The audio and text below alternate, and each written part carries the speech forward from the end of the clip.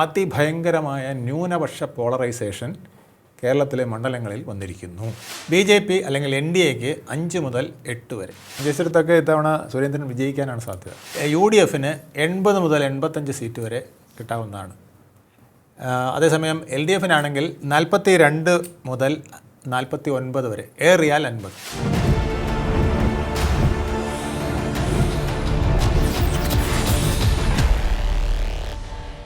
നമസ്കാരം, ടോക്കിംഗ് പോയിന്റിലേക്ക് സ്വാഗതം. കേരളം വിധിയെഴുതി, ഇനി കാത്തിരിപ്പാണ് ഫലത്തിനായി. വിധിയെഴുത്തിൽ പ്രതിഫലിച്ച പോളിംഗ് ശതമാനം ഇപ്പോൾ ചർച്ചയായിക്കൊണ്ടിരിക്കുകയാണ്. 78.24% പേരാണ് കേരളത്തിൽ ഇന്നലെ നടന്ന വോട്ടിങ്ങിൽ പങ്കെടുത്തത്. ഈ ഉയർന്ന ശതമാനം എന്താണ് പറയുന്നത്? ആർക്കനുകൂലം? എല്ലാ മുന്നണികളും ആത്മവിശ്വാസം പ്രകടിപ്പിച്ചിരിക്കുകയാണ്. UDF പറയുന്നു LDFനോട് ജനം ടാറ്റ ബൈ ബൈ പറയുമെന്ന്, ഇനി UDFൻ്റെ കാലമാണെന്ന് പറയുന്നു. LDF പറയുന്നു തങ്ങൾ അത്യുജ്വല വിജയം നേടി അധികാരത്തിൽ തുടരുമെന്ന്, തങ്ങൾ നിർണായക ശക്തിയാകും എന്ന് BJP അവകാശപ്പെടുന്നുണ്ട്. ഇതിനിടയിൽ ലീഗിൻ്റെ അവകാശവാദങ്ങളും വരുന്നുണ്ട്. താങ്കൾ ഇനി ഉപമുഖ്യമന്ത്രി സ്ഥാനം ആവശ്യപ്പെടില്ല, പക്ഷേ അത് ഞങ്ങൾക്ക് അർഹതപ്പെട്ടതാണ് എന്നാണ് അവർ പറഞ്ഞിരിക്കുന്നത്. എന്തായാലും ഇത്തരത്തിലുള്ള അവകാശവാദങ്ങളും വാക്കുകളും വെല്ലുവിളികളും ഒക്കെ തന്നെ നമുക്ക് മുന്നിലേക്ക് വരുമ്പോൾ നമുക്കും ചർച്ച ചെയ്യാം എന്താണ് ഈ പോളിംഗ് ശതമാനം നമ്മോട് പറയുന്നതെന്ന്. ഒപ്പം ചേരുന്നു രാഷ്ട്രീയ നിരീക്ഷകൻ അഡ്വക്കേറ്റ് വേണുഗോപാൽ MS. നമസ്കാരം സാർ, ടോക്കിംഗ് പോയിന്റിലേക്ക് സ്വാഗതം. 78.24 നമുക്കറിയാമായിരുന്നു ഒരു 75% മുകളിലേക്ക് പോകും എന്ന്. എന്ത് തോന്നുന്നു, എന്താണ് ഈ പോളിംഗ് ശതമാനം നമ്മോട് പറയാൻ ശ്രമിക്കുന്നത്? ഈ പുറമേയുള്ള ഈ പോളിംഗ് ശതമാനം നോക്കിയാൽ നമുക്കൊന്നും മനസ്സിലാവില്ല. കേരളം മൊത്തമുള്ള കണക്കെടുക്കുമ്പോൾ നമുക്ക് തോന്നുന്നത് പോളിംഗ് ശതമാനം വർദ്ധിച്ചിട്ടുണ്ടെന്നുള്ളതാണ്. പക്ഷേ പോളിംഗ് ശതമാനം അത്ര വലിയ തോതിൽ വർദ്ധിച്ചിട്ടൊന്നുമില്ല. ഉദാഹരണത്തിന് 2021 വോട്ട് നമ്മൾ നോക്കാം. 2,74,44,000 പരം വോട്ടുകളാണ് ഉണ്ടായിരുന്നത്. 26 നമ്മൾ വെട്ടിക്കുറച്ചും പിന്നെ കൂട്ടിച്ചേർത്തും എല്ലാം കൂടെ ചേർത്ത് നോക്കുമ്പോൾ 2,71,42,000 വോട്ടുകളാണ് വന്നിരിക്കുന്നത്. അതായത് 3,10,000 വോട്ടുകൾ കുറഞ്ഞിട്ടുണ്ട്. ആ 3,22,000 വോട്ടുകൾ കുറഞ്ഞിട്ടുണ്ട്. ആ 3,22,000 വോട്ടുകൾ എന്ന് പറയുമ്പോൾ ഏതാണ്ട് 1.1% ആണ്, 1%. നമുക്ക് 1% ഒന്ന് കൺവീനിയൻസിന് എടുക്കാം. അപ്പോൾ 78% എന്ന് പറയുന്നത് ശരിക്കും നമ്മുടെ 75% എന്ന് പറയുന്നത് നമുക്ക് ഇപ്പോൾ വന്നിരിക്കുന്നത് 3% വർധനവാണ്. ആ വർധനവെന്ന് പറയുന്നത് ഇനി നമ്മൾ വരുന്നതിലെല്ലാം 1% കൂടെ കൂട്ടി വേണം നമ്മൾ പറയാനായിട്ട്. കാരണം ഇപ്പോഴത്തെ കണക്കിൽ 1% കൂടെ കൂടിയാലേ മറ്റേ കണക്കുമായിട്ട് നമുക്ക് താതാത്മ്യം ചെയ്യാൻ പറ്റുകയുള്ളൂ. കാരണം ആ കുറവ് വന്നത് നമ്മൾ കൂട്ടി കൂടെ വേണമല്ലോ പറയാനായിട്ട്. അതായത് വോട്ടുകൾ എത്ര വന്നു എന്നത് നോക്കുമ്പോൾ അത് പ്രധാനമാണ്. അപ്പം അങ്ങനെ നോക്കുമ്പോൾ എനിക്ക് ജില്ലകൾ തിരിച്ച് ആദ്യം ഒരു കണക്ക് പറയാനുണ്ട്. അതിനു മുമ്പായിട്ട് CP റാഷിദ് വളരെ പ്രധാനപ്പെട്ട ഒരു കണക്ക് പുറത്തുവിട്ടിട്ടുണ്ട്. ഫലം പ്രവചിക്കല്ലാതെ ഒരു കണക്ക് നോക്കി തന്നെയാണ് പറയുന്നത്. പലതും ശരിയായിട്ടുമുണ്ട്. അപ്പോൾ റാഷിദിൻ്റെ കണക്ക് പ്രകാരം UDF 91-102 പറയുന്നത്. 91 മുതൽ 102 വരെ. LDFന് 38 മുതൽ 48 വരെ, NDAക്ക് 1 മുതൽ 3 വരെ. റാഷിദിൻ്റെ ഈ കണക്കിൽ ഞാൻ അല്പം വ്യത്യാസം വരുത്തുകയാണ്. ഞാനിത് റാഷിദ് പറയുന്ന കണക്കെന്ന് വെച്ചാൽ 45% വോട്ട് പോൾ ചെയ്തതിൽ 45% UDFന് കിട്ടുമെന്നുള്ളത് വെച്ചിട്ടാണ് അദ്ദേഹം ഈ കണക്ക് പറയുന്നത്. മൊത്തത്തിൽ LDFന് 39.5% വോട്ട് കിട്ടുമെന്ന് പറഞ്ഞിട്ടാണ്, അതായത് 40% അടുപ്പിച്ച് കിട്ടുമെന്ന് വെച്ചിട്ടാണ് ഈ കണക്ക് പറയുന്നത്. 38-48. NDAക്ക് 17%. ഈ ശതമാനം ഏതാണ്ടൊക്കെ ശരിയായി വന്നേക്കാം. NDAയുടെ അല്പം കൂടെ 17 എന്നുള്ളത് കുറച്ചുകൂടെ കൂടാനും വഴിയുണ്ട്. ഞാനിത് ഇദ്ദേഹം പറഞ്ഞ 45%-ന് 91 മുതൽ 102 വരെ എന്ന് പറയുന്നത് കിട്ടാൻ വഴിയില്ല എന്നുള്ളതാണ്. പറഞ്ഞ പെർസെൻറ്റേജ് ഏകദേശം അടുപ്പിച്ച് വന്നേക്കാം, പക്ഷേ ഇത്രയും വരാൻ വഴിയില്ല. വരാവുന്നത് മാക്സിമം കൂടിയിട്ടുണ്ട്. ആ കൂടിയത് എവിടെയാണെന്നുള്ളത് കൂടെ നമ്മൾ നോക്കണം, എങ്കിലേ ഈ കണക്ക് ശരിയാവുള്ളൂ. അപ്പോൾ റാഷിദ് പറയുന്നതിന് ഞാൻ ബദലായിട്ട് പറയുന്നത് UDFന് 80 മുതൽ 85 സീറ്റ് വരെ മാക്സിമം കിട്ടാവുന്നത്.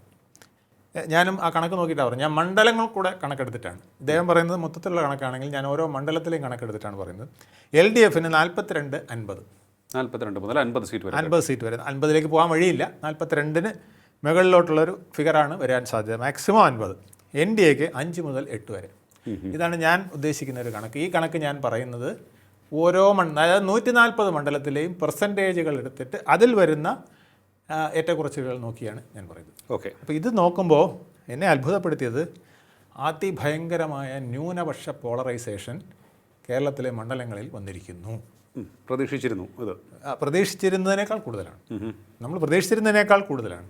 അപ്പോൾ ഞാൻ മണ്ഡലം വൈസ് നോക്കുമ്പോഴേ അതിൻ്റെ കണക്ക് നമുക്ക് കൂടുതൽ ബോധ്യമാവുള്ളൂ. ഓക്കെ. നമുക്ക് കാസർഗോഡ് നിന്ന് നോക്കുമ്പോൾ കാസർഗോഡ് മണ്ഡലത്തിൽ മാത്രം എടുത്താൽ തന്നെ വലിയ വ്യത്യാസം വന്നിരിക്കുന്നു. അതായത് കഴിഞ്ഞ തവണ 72% ഇത്തവണ 75 വരും. 6-7 കൂടെ വരുമ്പോൾ 75 വരും.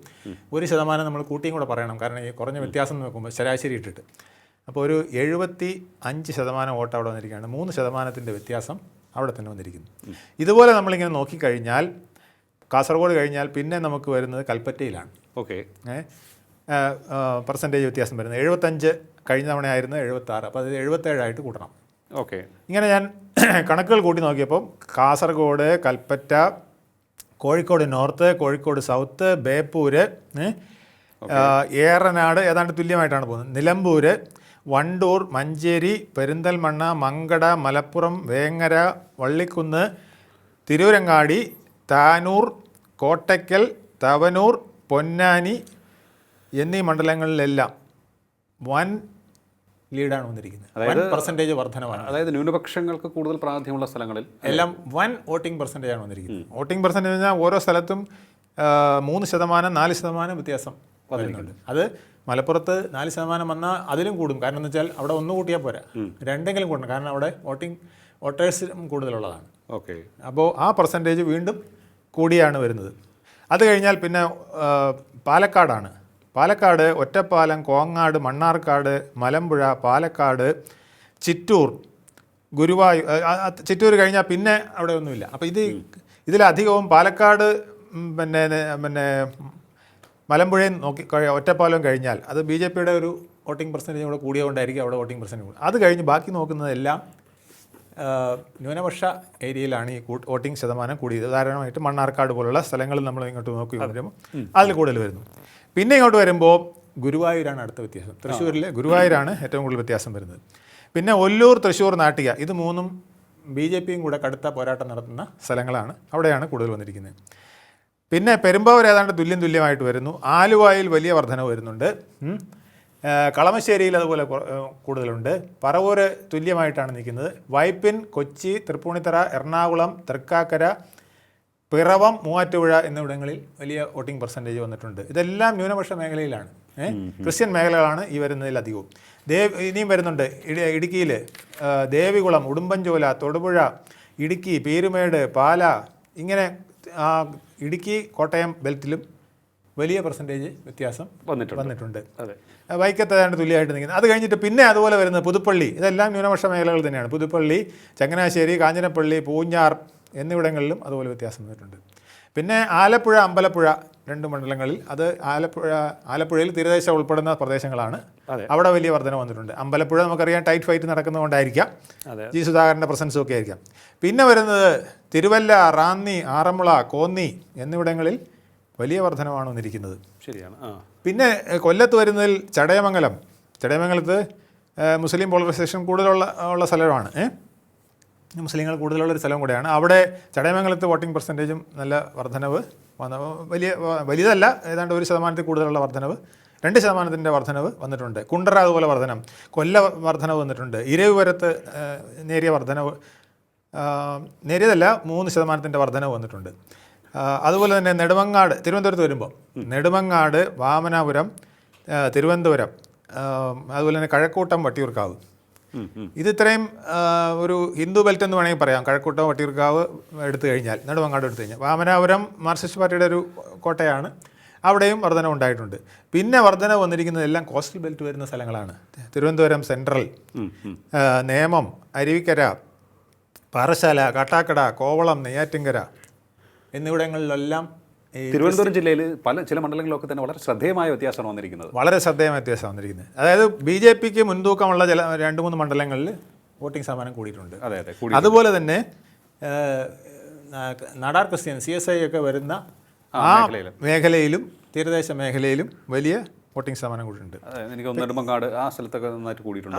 അല്ല, ഈ പിന്നെ അരുവിക്കര, പാറശാല, കാട്ടാക്കട, കോവളം, നെയ്യാറ്റിങ്കര ഇവിടെയൊക്കെ വന്നിരിക്കുന്ന വർധനവ്, തിരുവനന്തപുരം സെൻട്രൽ CP ജോൺ മത്സരിക്കുന്നിടത്ത് കൂടിയിട്ടുണ്ട്. അപ്പോൾ അതൊക്കെ കാണിക്കുന്നത് അതെല്ലാം UDFന് കുറച്ചുകൂടെ അനുകൂലമായി വരാനുള്ള സാധ്യത കൂടുതലാണ്. ഈ മറ്റ് 3 സ്ഥലങ്ങളിൽ BJPയുടെ ഒരു പ്രസൻസും കൂടെ കൊണ്ടായിരിക്കാം അവിടെ പോളിംഗ് ശതമാനം കൂടിയിട്ടുള്ളത്. ക്രിസ്ത്യൻ വോട്ടുകളും ഉണ്ട്. എന്തായാലും ഈ കണക്കുകൾ നോക്കുമ്പോൾ തന്നെ നമ്മളിപ്പോൾ നോക്കിയത് മുഴുവൻ നോക്കിയാൽ ന്യൂനപക്ഷ കേന്ദ്രീകൃതമായ മലപ്പുറം, കാസർഗോഡ്, കോഴിക്കോട്, വയനാട് ഇങ്ങനെയുള്ള സ്ഥലങ്ങൾ, അതായത് തദ്ദേശ സ്വയംഭരണ സ്ഥാപന തെരഞ്ഞെടുപ്പിൽ എവിടെയൊക്കെയാണോ കൂടിയിട്ടുള്ളത്, എറണാകുളം, വയനാട്, അതുപോലെ തന്നെ തൃശ്ശൂരിൻ്റെ ചില ഭാഗങ്ങൾ, കോട്ടയം, ഇടുക്കി, പത്തനംതിട്ട ഇവിടങ്ങളിലൊക്കെ നല്ല രീതിയിലുള്ള വോട്ടിംഗ് ശതമാനം കൂടിയിട്ടുണ്ട്. പിന്നെ തിരുവനന്തപുരത്ത് കഴിഞ്ഞ തവണ ഇല്ലാതിൽ നിന്ന് വ്യത്യസ്തമായിട്ട് ഒരെണ്ണം വന്നിരിക്കുന്നത് തിരുവനന്തപുരത്ത് ഈ നെയ്യാറ്റിങ്കര, കോവളം, കാട്ടാക്കട, പാറശാല, അരുവിക്കര ഇവിടുത്തെ പോളിംഗ് ശതമാനത്തിലെ വ്യത്യാസം ഒരു പക്ഷേ അത് ഒരു ന്യൂനപക്ഷ പോളറൈസേഷൻ അവിടെയും വന്നിട്ടുണ്ടാവണം. അത് UDFന് അനുകൂലമായി വരാനാണ് സാധ്യത. ഇങ്ങനെ നോക്കുമ്പോൾ ഞാൻ ഈ നോക്കിയ മണ്ഡലങ്ങളിൽ, അതായത് ന്യൂനപക്ഷങ്ങൾ പ്രാധാന്യമുള്ള മണ്ഡലങ്ങളെ കൂട്ടിയാണ് ഞാൻ പറയുന്നത്, ഒരു 65-66 സീറ്റുകൾ വരെ ഒരു സംശയവുമില്ലാതെ UDFന് കിട്ടും. ഇതിൽ പിന്നെ ഒരു 25 മണ്ഡലങ്ങളിൽ വലിയ ഫൈറ്റ് നടക്കുന്നുണ്ട്. ത്രികോണ മത്സരം പോലെയും ഒക്കെ നടക്കുന്ന ഫൈറ്റ് നടക്കും. പിന്നെ ഈ ട്രെൻഡ് നിലനിൽക്കുന്നതുകൊണ്ട് എനിക്ക് തോന്നുന്നു അതിൽ ഭൂരിപക്ഷവും UDFന് അനുകൂലമായിട്ട് വരാനാണ് സാധ്യത. അപ്പോൾ അങ്ങനെ വരുമ്പോൾ അതാണ് ഞാൻ പറഞ്ഞ കണക്ക് 80-85 UDFന് 80 സീറ്റ് മുതൽ 85 സീറ്റ് വരെ കിട്ടാം. പക്ഷേ ഇതിൽ എനിക്ക് ഏറ്റവും നിർണായകമായി അതുപോലെ തന്നെ LDFന് 42, 50 കിട്ടാൻ വഴിയില്ല, 42-നും ഒരു 49-നും ഇടയ്ക്കെന്ന് വേണമെങ്കിൽ പറയാം. NDAക്ക് 5 മുതൽ 8 വരെയാണ് എൻ്റെ ഒരു കണക്കിൽ ഞാൻ കാണുന്നത്. ഇതിപ്പോൾ ഇത്തരത്തിൽ ഒരു പോളറൈസേഷൻ ന്യൂനപക്ഷ വോട്ടുകളിൽ ഉണ്ടായതാണോ ഇത്തരത്തിൽ ഒരു നിഗമനത്തിലേക്ക് എത്താൻ സാധിക്കുന്നത്? കാരണം ഞാൻ ജില്ലകൾ നോക്കിയപ്പോൾ തന്നെ തിരുവനന്തപുരം ജില്ലയിൽ 6% വോട്ട് വർദ്ധിച്ചിരിക്കുകയാണ്. അതിലധികവും ഈ കോസ്റ്റൽ ബെൽറ്റിലാണ് വർദ്ധിച്ചിരിക്കുന്നത്. ഇടുക്കിയിൽ 6% വോട്ട് വർദ്ധിച്ചിരിക്കുകയാണ്, അതായത് 21-ലേക്കാൾ. എറണാകുളത്ത് 5% വോട്ട് വർധനവുണ്ട്. പാലക്കാട് പല മണ്ഡലങ്ങളുടെ കണക്കെടുക്കുമ്പോൾ അവിടെയും 4% വർധനവുണ്ട്. അതെല്ലാം ഈ മലപ്പുറത്തോട് ഏകദേശം മണ്ണാർക്കാട് പോലെയൊക്കെ ഇങ്ങനെയുള്ളിടത്തൊക്കെയാണ് വ്യത്യാസം വന്നിരിക്കുന്നത്. മലപ്പുറം ജില്ലയിൽ 5% വർധനവ്. അതായത് മലപ്പുറത്ത് വോട്ട് തന്നെ കൂടുതലാണ്, അതിന് പുറമെ 5% വർധനവും കൂടെ വന്നിട്ടുണ്ട് എന്ന് കാണിക്കുന്നത് ഈ ജില്ലകളിലെല്ലാം തൂത്തുറുക്കി UDFന് വിജയിക്കാൻ കഴിയുന്ന ഒരു സാധ്യത ഇപ്പോൾ നിലനിൽക്കുന്നു. അപ്പോൾ ഇത് നോക്കിക്കഴിഞ്ഞാൽ എങ്ങനെയായാലും ഒരു 80-85 സീറ്റ് വരെ UDFന് കിട്ടാം. അപ്പോൾ എന്തായാലും ഇത് പിന്നെ നമ്മുടെ VD സതീശൻ പറഞ്ഞ പോലെ ചില വൻമരങ്ങൾ വീഴും എന്നുള്ളതും കൂടെ ഇവിടെ എടുത്തു പറയേണ്ടിയിരിക്കുന്നു. അതായത് കണ്ണൂരൊക്കെ ഭയങ്കര വോട്ടിംഗ് ശതമാനം കുറഞ്ഞിരിക്കുന്നു എന്നുള്ളതാണ് ഈ പിക്ചറിൽ ഏറ്റവും അത്ഭുതപ്പെടുത്തുന്നത്. വൻമരങ്ങൾ വീഴാൻ സാധ്യതയുണ്ട് എന്നാണ് പറയുന്നത്. അപ്പോൾ അത് വെറുതെ പറഞ്ഞതല്ല. സതീശൻ കണക്കുകൾ പറയുന്നത് വളരെ വ്യക്തമായിട്ടാണ്. വിസ്മയം ഇത്തവണ ഉണ്ടാക്കും എന്നുള്ള രീതിയിലാണ് അദ്ദേഹം ഇന്നും പറഞ്ഞിരിക്കുകയാണ്. താൻ ഈ പറഞ്ഞ നമ്പർ വെറുതെ പറഞ്ഞതല്ല എന്നാണ് അദ്ദേഹം പറയുന്നത്. അല്ല, അദ്ദേഹം ഞാൻ ഈ മണ്ഡലങ്ങൾ നോക്കിയപ്പോഴാണ് ആ വ്യത്യാസം മനസ്സിലാകുന്നത്. നമ്മൾ ഓരോ മണ്ഡലം എടുത്ത് പരിശോധിക്കുമ്പം അതെല്ലാം ന്യൂനപക്ഷ കേന്ദ്രീകൃതമായ സ്ഥലങ്ങളിലാണ് വന്നിരിക്കുന്നത്. എനിക്ക് തോന്നുന്നത് ലീഗ്, താങ്കൾ പറഞ്ഞല്ലോ, ലീഗ് പറഞ്ഞു ഞങ്ങൾ ചോദിക്കുന്നില്ല, പക്ഷേ ഉപമുഖ്യമന്ത്രി സ്ഥാനം തരണമെന്ന്. ഈ ഞാൻ പറഞ്ഞ ഈ സ്ഥലങ്ങൾ വെച്ച് നോക്കുമ്പോൾ ലീഗ് ചോദിക്കാതെ മുഖ്യമന്ത്രി സ്ഥാനം കൊടുക്കേണ്ടതാണ്. കോൺഗ്രസ് ജയിച്ചിരിക്കുന്ന പല സ്ഥലങ്ങളിലും അവരുടെ വോട്ടാണ് നിർണായകമായിട്ടുള്ളത്. ലീഗിൻ്റെ വോട്ടും പിന്നെ ക്രിസ്ത്യൻ വോട്ടുകൾ ആണ് നിർണായകമായിട്ടുള്ളത്. അതായത് പിന്നോക്കക്കാരുടെ ന്യൂനപക്ഷങ്ങളുടെ എന്ന് പറയുന്ന ഭൂരിപക്ഷം വരുന്ന 40-48% വരുന്നവരുടെ വോട്ടാണ് ഇതിൽ നിർണായകമായിരിക്കുന്നത്. ഇതുകൊണ്ട് കേരളത്തിൽ വലിയ വ്യത്യാസം വരുന്നു. പിന്നെ ഇതിൽ വൻമരങ്ങൾ വീഴുമെന്ന് പറഞ്ഞാൽ ഏറ്റവും പ്രധാനപ്പെട്ട കാരണം ധർമ്മടത്തെ 83.33 ആയിരുന്നു കഴിഞ്ഞ തവണ വോട്ടിംഗ് പെർസെൻറ്റേജ്. ഇത്തവണ അത് 76.67 കുറഞ്ഞിരിക്കുന്നു. അപ്പോൾ ഇത് 76 എന്ന് പറയുന്നത്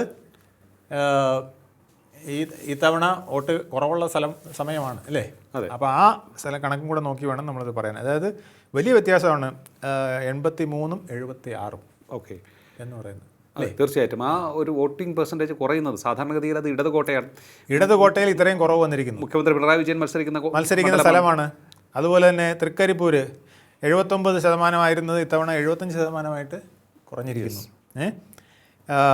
കഴിഞ്ഞ തവണ മട്ടന്നൂർ ശൈലജ ടീച്ചർ 82.11% വോട്ടുള്ള സ്ഥലത്ത് നിന്ന് മത്സരിച്ചെങ്കിൽ ഇത്തവണ 78.09 അവിടെ.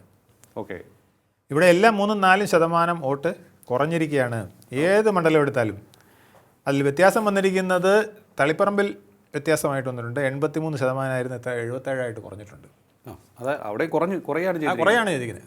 വോട്ട് കുറയുക തന്നെയാണ് ചെയ്തിരിക്കുന്നത്. അപ്പോൾ ഇത് കാണിക്കുന്നത്, ഇതിന് ചിലർ പറയുന്നുണ്ട് ഈ കണ്ണൂർ കേന്ദ്രീകരിച്ച് വ്യാപകമായ കള്ളവോട്ടുകൾ മുമ്പ് ചെയ്യുമായിരുന്നു. ഇപ്പോൾ അതിനുള്ള സ്കോപ്പ് ഈ SIR വന്നപ്പം മരിച്ചവരുടെ വോട്ടുകൾ അതിൽ കിടന്നല്ലേ കള്ളവോട്ട് ചെയ്യാൻ പറ്റുള്ളൂ. അപ്പോൾ അത് കുറഞ്ഞതാണെന്നും പറയുന്നുണ്ട്. എന്തായാലും കണ്ണൂരിൽ വലിയ പെർസെൻറ്റേജ് കുറവ് വന്നിരിക്കുകയാണ്. അത് നമ്മൾ പ്രത്യേകമായിട്ട് ഗണിച്ചെടുക്കേണ്ടതാണ്. എങ്ങനെ നോക്കിയാലും ഇത്തവണ സാറിൻ്റെ കണക്കുകൂട്ടലിൽ ഈ BJPയുടെ സാധ്യത ഏതൊക്കെയാണ്? ഈ 8 സീറ്റുകൾ വരെ എന്നുള്ള പറഞ്ഞത് ഏതൊക്കെയാണ്? അതിപ്പോൾ കഴിഞ്ഞ ദിവസങ്ങളിലൊക്കെ ചർച്ച ചെയ്ത മണ്ഡലങ്ങൾ ഉൾപ്പെടുന്നതായിരിക്കും. അത് ഉൾപ്പെടുന്നത് തന്നെയാണ്. അതായത് ഇപ്പോൾ തിരുവനന്തപുരത്ത് തന്നെ വന്നിരിക്കുന്നത് കഴക്കൂട്ടം, നേമം, വട്ടിയൂർക്കാവ്. ഇത് മൂന്നും വന്നിട്ടുണ്ട്. ഇത് മൂന്നും എൻ്റെ കണക്ക് പ്രകാരം വോട്ടിംഗ് ശതമാനം കൂടിയിട്ടുണ്ട്. ഹിന്ദു വോട്ടുകൾ കൂടുതലുള്ള സ്ഥലങ്ങളാണ്. നെടുമങ്ങാടും വോട്ടിംഗ് ശതമാനം കൂടിയിട്ടുണ്ട്. അത് യുവരാജ് ഗോകുലിന് എത്രത്തോളം ഗുണകരമാകുമെന്ന് നമ്മൾ നോക്കേണ്ടതാണ്. ഇത് നമ്മൾ പ്രതീക്ഷിക്കാത്ത സ്ഥലങ്ങളിലൊക്കെ ചില കൂടുതൽ വന്നിട്ടുണ്ട്. അത് ചാത്തന്നൂരിൽ പക്ഷേ അത്രയ്ക്ക് കൂടിയിട്ടില്ല. ചാത്തന്നൂർ കുറയുകയാണ് ചെയ്തിട്ടുള്ളത്. കൊല്ലത്തെന്നാൽ കൂടിയിട്ടുണ്ട്. കൊല്ലത്തെ 1%-എങ്കിലും വ്യത്യാസം വരുന്നുണ്ട്. കൊല്ലം മണ്ഡലത്തിൽ കൊല്ലം കുറയുകയാണ് ചെയ്തിരിക്കുന്നത്, കൂടുകയാണ് ചെയ്തിരിക്കുന്നത്. അത് പക്ഷേ പാലക്കാടും പിന്നെ മലമ്പുഴയും വോട്ട് ശതമാനം കൂടിയിരിക്കുകയാണ് കേട്ടോ. അതൊരു പക്ഷേ ശോഭാ സുരേന്ദ്രനും പിന്നെ കൃഷ്ണകുമാറിനും അനുകൂലമായിട്ട് വരാം. തൃശ്ശൂർ അതുപോലെ തന്നെ പിന്നെ വോട്ടിംഗ് ശതമാനം കൂടിയിട്ടുണ്ട്. അത് ഗുണകരമായി വരാൻ സാധ്യത പത്മജയ്ക്കായിരിക്കണം. അതുപോലെ നാട്ടികയിൽ വോട്ടിംഗ് ശതമാനം കൂടിയിട്ടുണ്ട്. അത് CC മുകുന്ദന് അനുകൂലമായിട്ട് വന്നുകൂടാകില്ല. ഇങ്ങനെ കുറച്ച് സ്ഥലങ്ങളിലെ മാറ്റങ്ങൾ എടുത്തു പറയേണ്ടതാണ്. അപ്പോൾ അത് ഇവിടെയെല്ലാം BJPക്കുള്ള സാധ്യത തള്ളിക്കളയാൻ പറ്റില്ല. അതുപോലെ കുന്നത്തുനാട് NDAക്ക് കിട്ടാൻ സാധ്യതയുള്ളതാണ്. തൃപ്പൂണിത്തറയിൽ ഇത്തവണ വോട്ടിംഗ് ശതമാനം കൂടിയിട്ടുണ്ട്. അത് ഒരുപക്ഷെ NDAക്ക് ഗുണകരമായിട്ട് വരാവുന്നതാണ്. ഇങ്ങനെ കുറച്ച് മണ്ഡലങ്ങൾ ഞാൻ UDFിൻ്റെയാണ് കൂടുതൽ ഫോക്കസ് ചെയ്തത്. എന്തായാലും NDAയുടെ ഞാൻ നോക്കിയപ്പോൾ ഈ 8 എന്തായാലും വരാം. ഒരു സംശയമില്ലാതെ 8 വരെ കിട്ടാം. 5 ഏറ്റവും കുറഞ്ഞത്. ഞാൻ 5 മുതൽ 8 വരെയാണ് അത് ഇട്ടിരിക്കുന്നത്. 5 കിട്ടിയിരിക്കും. അതാണ് ഈ പെർസെൻറ്റേജ് വരുമ്പോൾ നമ്മൾ ഹിന്ദു ഭൂരിപക്ഷമുള്ള മേഖലയിൽ വോട്ടിംഗ് വന്നിട്ടുള്ളത്. പിന്നെ ഇത് അവിടെയും തിരിഞ്ഞ് UDFിന് വന്നിട്ടുണ്ടാവാൻ ചാൻസ് ഉണ്ടോയെന്ന് എനിക്ക് സംശയമാണ്. ഈ കണക്ക് പ്രകാരം ഈ പോളറൈസേഷൻ വ്യക്തമാക്കുന്നത് 4 ജില്ലകളിൽ 5 ജില്ലകളിൽ തിരുവനന്തപുരം ഉൾപ്പെടെ ഇടുക്കി, എറണാകുളം, പാലക്കാട്, മലപ്പുറം ഇവിടങ്ങളിലൊക്കെ UDFിനാണത് ഏറെ ഗുണം ചെയ്യുക. തീർച്ചയായിട്ടും. അപ്പോൾ എന്തായാലും മലബാർ മേഖലയിൽ ന്യൂനപക്ഷ വോട്ടുകൾ എന്ന് പറയുമ്പോൾ മുസ്ലിം വോട്ടുകൾ UDFിന് അനുകൂലമായി വന്നു. അതുപോലെ പിന്നെ കോഴിക്കോടായാലും വയനാടായാലും പാലക്കാടിൻ്റെ മണ്ണാർക്കാട് പോലുള്ള സ്ഥലങ്ങളിലൊക്കെ വന്നിരിക്കുന്ന ഈ വോട്ട് ശതമാനം, ഇപ്പോൾ പാലക്കാട് മണ്ഡലത്തിൽ വന്നിരിക്കുന്ന വോട്ടിംഗ് ശതമാനത്തിലും അതുണ്ട്. നമ്മൾ പിരിയാഗിരി പഞ്ചായത്ത് പോലുള്ളതൊന്നും നമ്മൾ ഉപേക്ഷിക്കാൻ പാടില്ല. അവിടെയൊക്കെ എൻ ബ്ലോക്കായിട്ട് വോട്ടിംഗ് വന്ന് കാണും. ശരിയാണ്, ഉറപ്പായിട്ടും. അപ്പോൾ അതൊക്കെ നമ്മൾ കണക്കിലെടുക്കുമ്പോൾ, അതുപോലെ ഗുരുവായൂർ മണ്ഡലത്തിൽ, അവിടെ ഗുരുവായൂരപ്പനൊഴിച്ച് ബാക്കിയെല്ലാം മുസ്ലിങ്ങളാണെന്ന് പൊതുവെ പറയാറുണ്ട്. അവിടെ ഭൂരിപക്ഷം മുസ്ലിങ്ങളുള്ള സ്ഥലമാണ്. അപ്പോൾ ഗുരുവായൂർ മണ്ഡലത്തിലും വലിയ പോളിംഗ് വ്യത്യാസം വന്നിട്ടുള്ളത് അവിടെ ഗുരുവായൂരപ്പൻ ലീഗിനെ രക്ഷിക്കും എന്നുള്ളതാണ് തോന്നുന്നത്.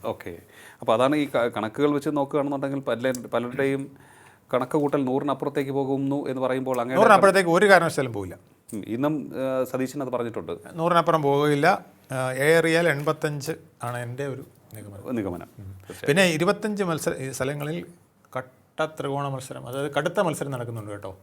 ഇതിൽ ഭൂരിപക്ഷവും UDFിന് കിട്ടുമോ എന്നുള്ളതാണ്. കാരണം ഈ ട്രെൻഡ് ഇങ്ങനെ നിൽക്കുന്നതുകൊണ്ടേ അവിടങ്ങളിലും ഉള്ള ന്യൂനപക്ഷങ്ങൾ തീർച്ചയായിട്ടും ഉറപ്പായിട്ടും UDFിന് BJPക്ക് സാധ്യതയുള്ള സ്ഥലങ്ങളിലെല്ലാം തന്നെ എനിക്ക് തോന്നുന്നു ഈ ന്യൂനപക്ഷത്തിൻ്റെ ഫോക്കസ് 100% UDFിനായിരിക്കും.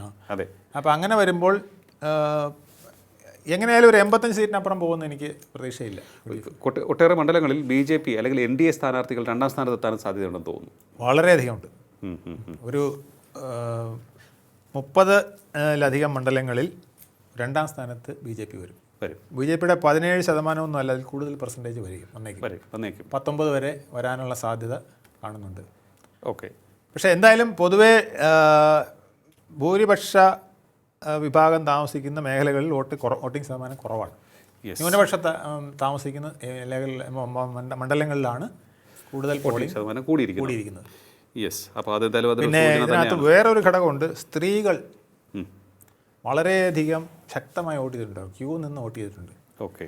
അപ്പോൾ സ്ത്രീകൾക്ക് കൊടുക്കാവുന്ന പറഞ്ഞാൽ ആനുകൂല്യം, ബസ്സിൻ്റെ സൗജന്യം, സ്ത്രീകൾക്ക് കൊടുക്കുന്ന UDF വാഗ്ദാനം ചെയ്തിട്ടുള്ള ആനുകൂല്യങ്ങളിലൊക്കെ കുറച്ച് പേര് മയങ്ങിയിട്ടുണ്ടോ എന്ന് സംശയിക്കേണ്ടിയിരിക്കുന്നു. ഇനിയിപ്പോൾ സ്ത്രീകൾ LDF അനുകൂലമായിട്ടാണോ വോട്ട് ചെയ്തിട്ടുള്ളത് എന്നും ചിലരൊക്കെ സംശയിക്കുന്നുണ്ട്. കാരണം ഈ ക്ഷേമ പെൻഷൻ അല്ലെങ്കിൽ തങ്ങൾക്ക് കിട്ടിയിരിക്കുന്ന അത് സീനിയർ സിറ്റിസൺസിൽ അത് വളരെ ഇൻഫ്ലുവൻസ് ചെയ്തിട്ടുണ്ട്. സീനിയർ സിറ്റിസണിൽ പലരും പറയുന്നത് ഇത്രയും പെൻഷൻ ആനുകൂല്യങ്ങൾ ഈ LDF അല്ലാതെ മറ്റാരും തരില്ല എന്നവർ വിശ്വസിക്കുന്നുണ്ട്. വലിയൊരു വിഭാഗം അങ്ങനെ വിശ്വസിക്കുന്നുണ്ട്.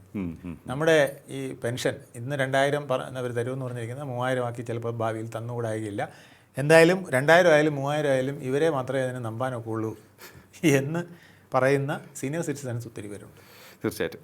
എന്തായാലും അപ്പോൾ അങ്ങയുടെ കണക്കനുസരിച്ച് 80 മുതൽ 85 സീറ്റ് വരെ UDFന് കിട്ടാം. LDFന്റെ സമ്പാദ്യം 42-നും 49-നും ഇടയിലായിരിക്കും. മാക്സിമം 50. അതിനിപ്പോൾ 50-ലേക്ക് കടക്കാൻ വഴിയില്ലെന്നാണ് എനിക്ക് തോന്നുന്നത്. ഇപ്പോഴത്തെ ഈ നോർത്തേൺ സെൻട്രൽ ഏരിയയിലെ പരാജയങ്ങൾ വെച്ച് നോക്കുമ്പോൾ. പിന്നെ ആലപ്പുഴയിലൊന്നും ഇത്തവണ വലിയ സ്കോർ കഴിഞ്ഞ തവണ നേടിയ പോലെ നേടില്ല. അതായത് 39 സീറ്റുകൾ തെക്ക് ഉള്ളതിൽ 32ഓളം LDFനായിരുന്നു, 31 LDFനായിരുന്നു. 32ആണെന്നാണ് എൻ്റെ ഓർമ്മ. ആ ഒരു നേട്ടം ഇത്തവണ LDFന് കിട്ടില്ല. തീർച്ചയായും. ഞാൻ നോക്കുമ്പോൾ തന്നെ ഈവൻ തിരുവനന്തപുരത്ത് തന്നെ BJPയുടെ സാന്നിധ്യം ശക്തമാകുന്നത് കൊണ്ട് തന്നെ അത് UDFിലേക്കും കൂടി അത് പ്രതിഫലിക്കുന്നുണ്ട് തോന്നുന്നു. UDFിലേക്ക് പ്രതിഫലിക്കുന്നുണ്ട്. അതുമാത്രമല്ല, ഈ ഇത്തവണത്തെ ഈ ന്യൂനപക്ഷ പോളറൈസേഷൻ വന്നിരിക്കുന്ന അരുവിക്കര, പാറശാല, കാട്ടാക്കട, കോവളം, നെയ്യാറ്റിൻകര, തിരുവനന്തപുരം, ഇതൊക്കെ UDFിലേക്ക് പോകാൻ സാധ്യതയുണ്ടെന്നാണ്. UDFിലേക്ക് പോകാൻ ചാൻസ് ഉണ്ടെന്നാണ് പറയുന്നത്. അതായത് CSIയുടെ വോട്ടുകൾ, പിന്നെ ലാറ്റിൻ ക്രിസ്ത്യൻ്റെ വോട്ടുകളൊക്കെ ഇവിടെ വളരെ കൂടുതലാണ്. ഇതെല്ലാം എൻ ബ്ലോക്ക് ആയിട്ട് UDFിലേക്ക് പോയിട്ടുണ്ടെങ്കിൽ കഴിഞ്ഞ തവണത്തെ 14-ൽ 13 നേടിയ LDF ഇത്തവണ ഉണ്ടാവില്ല. അതുപോലെ തന്നെ കൊല്ലത്തേക്ക് പോകുമ്പോഴും ഒരു ബലാബലം. കൊല്ലത്ത് വലിയ ഒന്നൊഴികെയുള്ള സീറ്റ് എല്ലാം LDF നേടിയതാണ്. ഇപ്പം അതങ്ങനെയല്ല. പിന്നെ കുണ്ടറ, കൊല്ലം, ഇരവിപുരമൊക്കെ നല്ല പോളിംഗ് നടന്നിരിക്കുന്ന സ്ഥലങ്ങളും പല ചാഞ്ചാട്ടങ്ങളുള്ളതുമാണ്. അതുപോലെ ചടയമംഗലമൊക്കെ കഴിഞ്ഞ തവണത്തെ ചടയമംഗലമല്ല ഇപ്പം വോട്ടിംഗ് പെർസെൻറ്റേജിലും അവിടുത്തെ പ്രവർത്തനത്തിലൊക്കെ. അത് ചടയമംഗലമൊക്കെ നഷ്ടപ്പെടുകയാണെങ്കിൽ CPI സംബന്ധിച്ചിടത്തോളം വലിയ നഷ്ടമാണ്. കാരണം CPIയുടെ ഒരു നെടുങ്കോട്ടയാണ് ചടയമംഗലം. നമ്മൾ പുനലൂർ പറയുന്ന പോലെ പ്രധാനപ്പെട്ട ഒരു സ്ഥലമാണ്. അതൊക്കെ നഷ്ടപ്പെട്ടാൽ വലിയ നഷ്ടമാണ് CPIക്കൊക്കെ പറയേണ്ടി വരിക. ഓക്കെ. ഏതായാലും ഈ തിരഞ്ഞെടുപ്പ് ഇതിനു മുൻപ് എൻ്റെ അറിവിൽ കാണുന്നില്ലെന്ന് തോന്നുന്നു. ഈ ജാതിയും മതവും ഒക്കെ തന്നെ നോക്കിയുള്ള ഇത്തരത്തിലുള്ള പോളറൈസേഷൻ ഇത്രയും ശക്തമായി എനിക്ക് അത്തരത്തിലൊരു അനുഭവമില്ല. ഇതാണ് ആദ്യമായിട്ടുള്ള ഒരു സംഭവം. ഇത് കേരളത്തിന് വളരെ ദോഷം ചെയ്യുന്ന ഒന്നായിരിക്കും ദീർഘകാലാടിസ്ഥാനത്ത് നോക്കുകയാണെന്ന്. കേരളത്തിൽ സാമൂഹിക അന്തരീക്ഷത്തിന് ദോഷം ചെയ്യും, സാമ്പത്തിക അന്തരീക്ഷത്തിന് ദോഷം ചെയ്യും. നമ്മുടെ ആൾക്കാർ തമ്മിലുള്ള ഒരു ഐക്യത്തിൻ്റെ ഘടനയിലും ഒക്കെ അതൊരു ദോഷമായിട്ട് ഭവിക്കും എന്നുള്ളതിന് സംശയമില്ല. ഇപ്പോഴും ഹിന്ദു വിഭാഗങ്ങളുടെ പോളറൈസേഷൻ ഉണ്ടായിട്ടുണ്ടോ എന്ന് സംശയമാണ് ഞാൻ ഈ കണക്കുകൾ നോക്കുമ്പോൾ. അല്ല, എനിക്ക് തോന്നുന്നു ഈ അത്തരത്തിലുള്ളൊരു അതിനുള്ള സാധ്യതയും ഉണ്ട്. എനിക്ക് തോന്നുന്നു BJP സാധ്യതയുള്ള സ്ഥലങ്ങളിലുണ്ട്. അത് മലമ്പുഴ ആയാലും പിന്നെ പാലക്കാടായാലും നേമത്തായാലും മഞ്ചേശ്വരത്ത് പോലും അതുണ്ട്. മഞ്ചേശ്വരത്തൊക്കെ ഇത്തവണ സുരേന്ദ്രൻ വിജയിക്കാനാണ് സാധ്യത. അതെ, എല്ലാവരും കരുതുന്നത് ഓക്കെ മറുവശത്ത് പോളറൈസേഷൻ ആകാമെങ്കിൽ ഞങ്ങൾക്ക് എന്തുകൊണ്ടായിക്കൂടാ എന്ന് ഈ BJPക്ക് സ്ട്രെങ്ത് ഉള്ള സ്ഥലങ്ങളിൽ ഇപ്പോൾ തൃക്കാക്കരയൊക്കെ അതുപോലെ തൃപ്പൂണിത്തറയൊക്കെ അതുപോലെ ചില തോന്നലുകൾ വന്നിട്ടുണ്ടോ എന്ന് എനിക്ക് സംശയമുണ്ട്. വളരെ വലിയ വോട്ടിൻ്റെ വ്യത്യാസങ്ങൾ അവിടെ കാണുന്നുണ്ട്. തീർച്ചയായും. അപ്പോൾ ഈ പോളറൈസേഷൻ ചില സ്ഥലങ്ങളിൽ BJPക്ക് അല്ലെങ്കിൽ NDAക്ക് ഗുണം ചെയ്തേക്കാം. പക്ഷേ അത്രയും പോലും LDFന് അത് ഗുണം ചെയ്യുമെന്ന് തോന്നുന്നില്ല. ഓക്കെ. ഇതാണ് തിരഞ്ഞെടുപ്പിലെ രേഖപ്പെടുത്തിയ പോളിംഗ് ശതമാനത്തിൻ്റെ അടിസ്ഥാനത്തിൽ നടത്താൻ നമുക്കിപ്പോൾ സാധിക്കുന്ന ഒരു പ്രഡിക്ഷൻ എന്നുള്ളത്. അത് കണക്കുകളുടെ അടിസ്ഥാനത്തിലാണ് പറഞ്ഞിരിക്കുന്നത്, വെറുതെ ഗണിച്ച് പറഞ്ഞതല്ല, ഗുണിച്ച് പറഞ്ഞതാണ്.